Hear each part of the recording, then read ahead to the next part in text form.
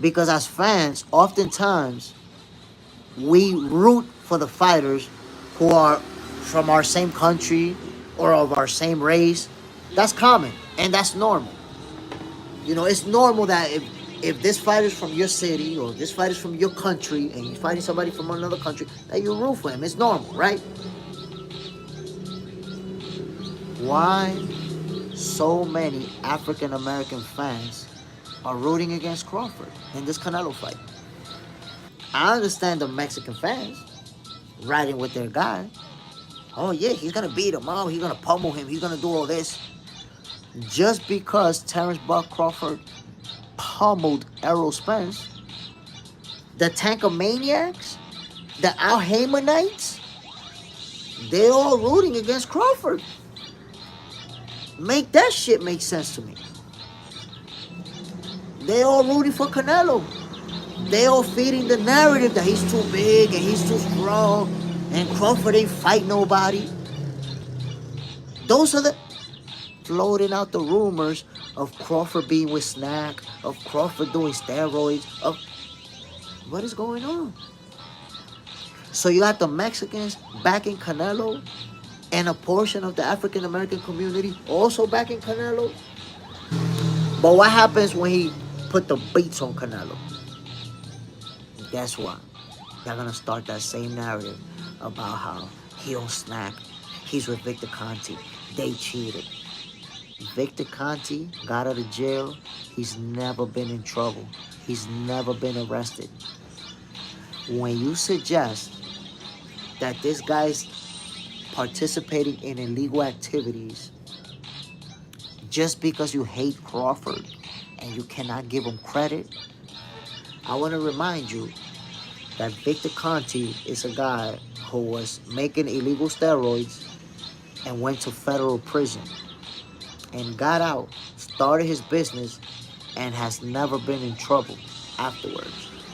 You're literally suggesting that a guy who just got out of jail went back to doing the exact same thing and has been doing it under the federal microscope and has gotten away with it. And is doing it under everybody's nose and getting away with it. You know how wicked that is? How delusional that is? But you hate Terence Crawford so much that you'd rather make up this whole conspiracy out of thin air that he's doing illegal stuff. Meanwhile, it's a guy who went to jail, came out, built his own company, built himself up, and is doing his thing. I was just talking all types of shit over there. My bad.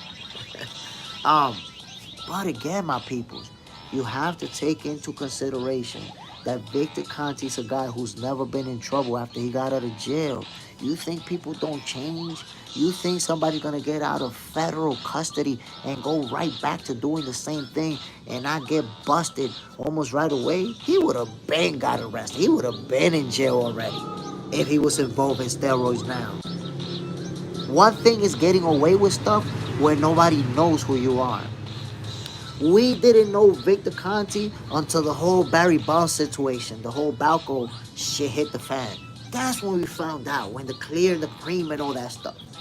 We had never heard of Victor Conte. But after his name was put out there and he got arrested, that's it. The cat is out of the bag. We know who he is. Now he's an ex-con.